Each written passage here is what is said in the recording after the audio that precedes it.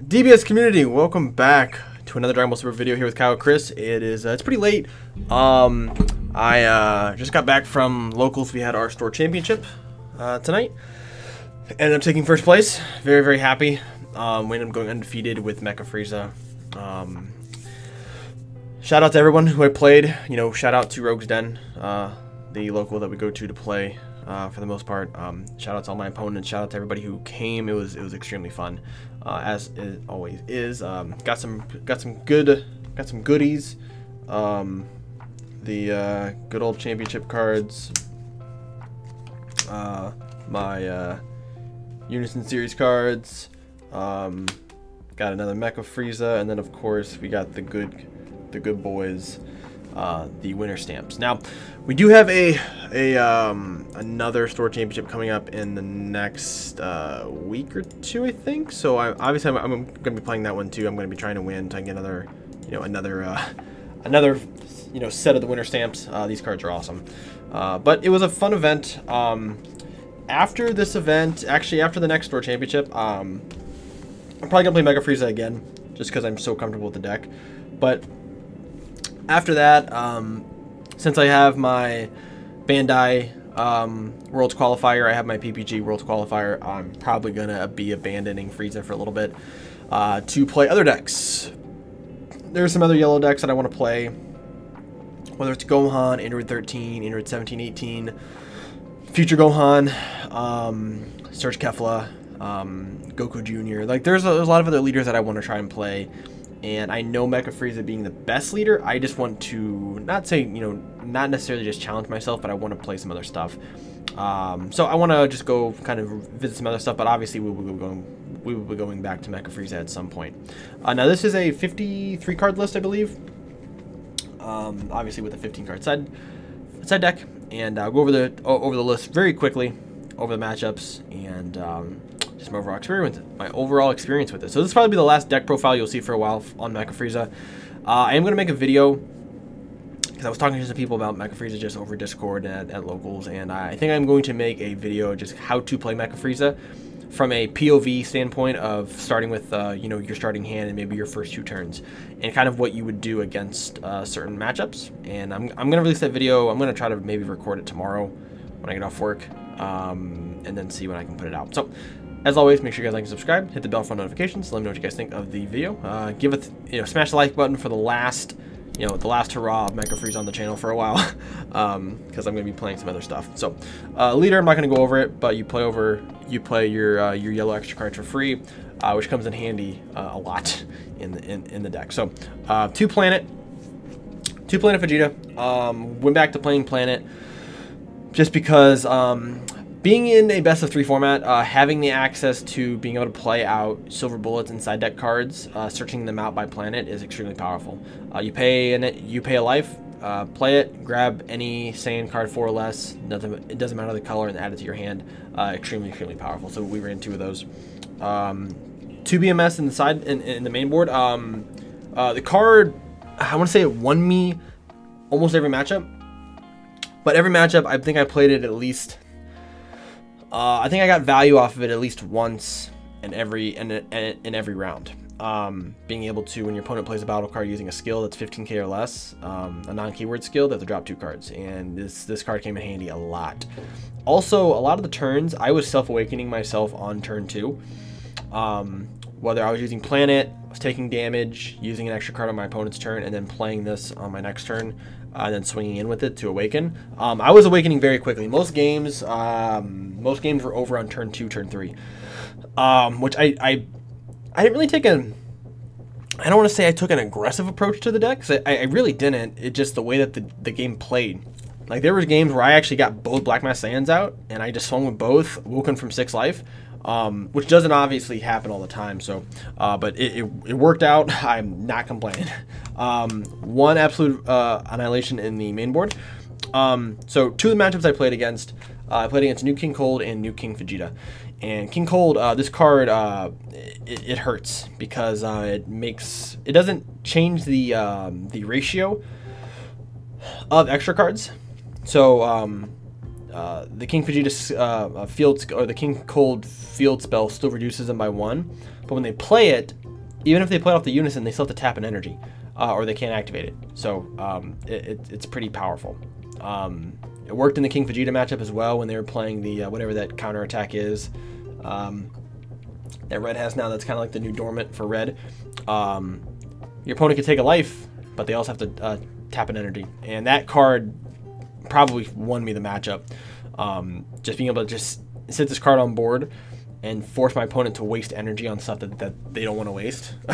So it ends up putting in a lot of work. 2 Raiders Warcry, 2 energy, 10k, comes into play, tap something, draws you a card, and you have a double striker. I only played 2. I think 2 was fine. A lot of the time I was just burning my opponent out of resources and then using this or my leader to kind of end the game. The standard U9 assembles.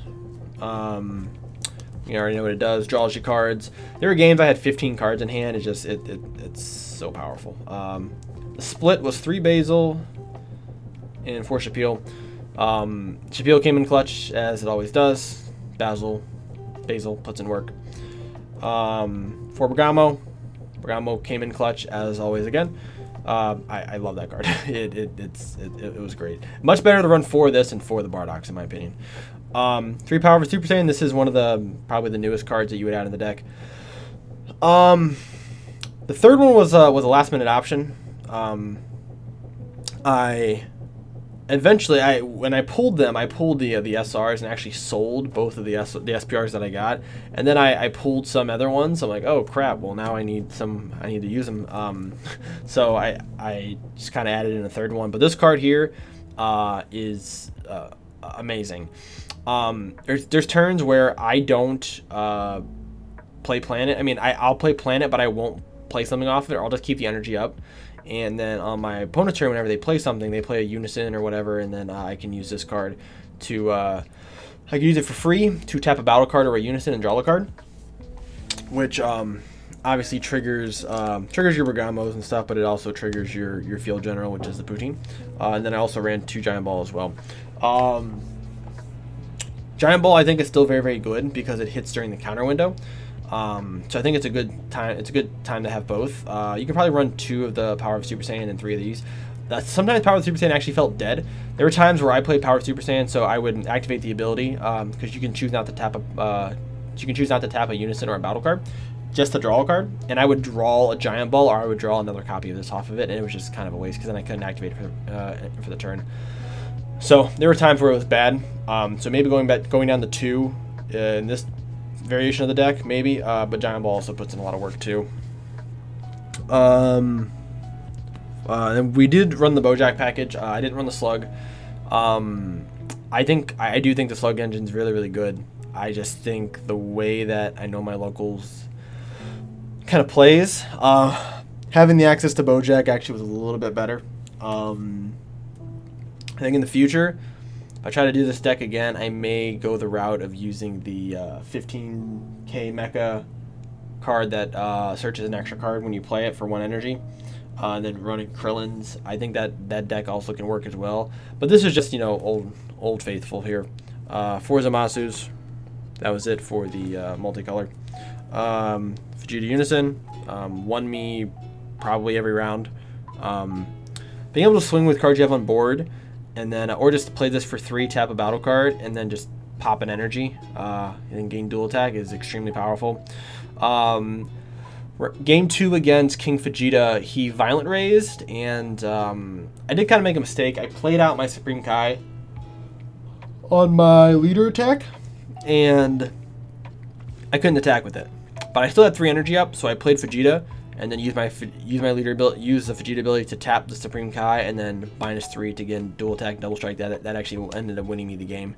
No Metacooler in the main board. We have a Dark Broly player at our locals, as well as people who play Sin, and I think this would be more beneficial. I didn't get to play against any of those decks today though. 2 Frieza Army, and 1 of the robotic riposte. Obviously I just pulled a second one, and I have my 2 that are still coming from the regionals that I've played in, so I should have a full playset. I will end up playing a full playset. If you're playing yellow, Nimbus is not very good anymore. This card power creeps Nimbus really bad. This card even power creeps Nimbus.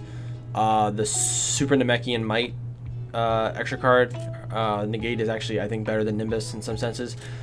Boards are going wide in some sense, but this can basically going to act as your floodgate. But being able to play a battle card Negate for 1 energy that also makes your opponent tap stuff when they play it is, in my case, better than Nimbus. Nimbus is just a pitch, now your opponent can only attack with battle cards 1 more time, but that doesn't take leader and unison into consideration. This card stops everything except for unison attacks. But you have this, and you have this, you can tap a unison. So like there's different things you can do. But this card here is definitely the probably the the best negate to run. For Final Flash, shout out to a few of my subscribers. They've tormented me in their videos or have commented saying, hey, you need to run 4. You need to run 4 Final Flashes. And they're right. 4 Final Flashes is the amount. I could charge 1 and feel safe knowing I'm going to hit the other 3 at some point in the game. So it ended up working out really well. 1 Champa, 1 Cold Bloodlust, and 1 Cooler. All of them did play a part in me winning, all for different reasons, obviously. 2 of the secret IDs. Card came in clutch, as it should, and came in as my only overwhelm card I ran in the deck, and then I ran Supreme Kai as my finisher. Supreme Kai also put in a lot of work. A lot of the times I'm playing Supreme Kai on turn 3 just as a battle card swing. Just because having a 40k, like, so a lot of my games were over on turn 3, so I was shotgunning my hand. I'd play Supreme Kai, shotgun my hand on my attack, and then they'd be down to 1 life or 2. I'd play Supreme Kai and then combo with Champa and go in for game. So this card puts in a ton of work. Definitely my favorite SCR. I think Xenocell is great, but I just like the diversity of this card being a defensive and offensive card. It puts in a lot of work. So the side deck, so some of these cards don't have sleeves because I ended up putting the winter stamps in the sleeves. I ran an extra cooler just to have for defensive matchups. 2 of the Son Gohan and Videls. This card will go in every one of my Mecha Frieza lists. Anyone who plays yellow, you just need to put in your side deck. This card is nuts. People don't play it, and I don't understand why. But I'll say it again. It's a Saiyan, so you can search off Planet Vegeta. It's 1 yellow. Tap, pitch this card, draw a card, choose 2 of your opponent's battle cards, 5k power, ignoring barrier, and minus them by 5k. You play against Black Saiyan leader. They have the True Fighting Spirits on board. You play this, you remove them. They have Black Mass Saiyan, you remove them. If you're playing against AOD, you pop Babidi. If they're playing Poutine, you pop it. It puts in so much work, and being able to just remove cards like that is unbelievably powerful. And I don't know why people don't play it in side deck, but maybe people will do it. Maybe they won't. Maybe I'm the only person in the world who thinks it's a good card. I don't know, but yeah, it's extremely good. 1 more Absolute Annihilation. Sided in against King Vegeta and King Cold, just so I had a second copy of it, just in case they removed it. Said card came in clutch. 2 T-Blow. Never came in once. A lot of the matchups I was playing against, like King Cold and King Vegeta, I really didn't know what the deck. I didn't really know what the decks did, unfortunately. And King Vegeta doesn't really work because the 5 costs are the cards I want to hit, and this only hits 3, so it wasn't very good. So I didn't really side it in against that. 2 Metacooler Unisons. I brought them just because I love the Unison. Never came in though. I think going forward, I may try to fit these in as a main board option. I'm trying to figure out, once I go back to playing Mecha, I need to figure out a way to make these cards relevant, because I think it's a really good card. But Power Super Saiyan kind of makes this card almost irrelevant sometimes, because you can just draw a card and then you draw off U9, and then you don't really need to draw extra with this card, so it's kind of weird. 1 Changing History. We have a blue player at our locals. Never matched up with them, but I sided in for blue matchups. Also, being a Saiyan, you can search it off planet. Dark King's Flash. As again, we have Sin players at my locals, so I play this card against Sin. It's a 1-drop negate, or when your opponent has 5 or more energy, you can activate this card, pitch it, and then your opponent can't play battle cards off of their leader ability.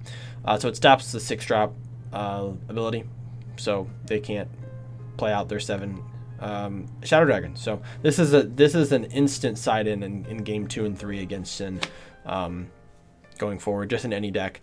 I think until Sin is no longer relevant, this card's gonna be in every one of my side decks. One release from Evil, never played it out. Never actually got a chance to. I didn't really play out Vegeta until I was going for game, because I didn't play against anything that went tall, so I didn't really need it. But this card's pretty good though. Blanks any card, and then they can't restand. 2 of the 5-drop androids.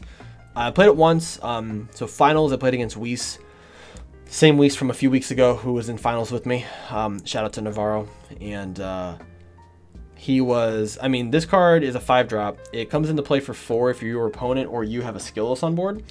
And with Final Flash, you can blank a battle card, and that card becomes a skillless. Now, he was playing Whis, so he had the 2-drop 15k skillless on board, so I didn't even have to use Final Flash. I just played it off of this. So it's a 25k triple strike. Deflect comes into play. Negates all your opponents, and you choose any number of you and your opponent's units in battle cards.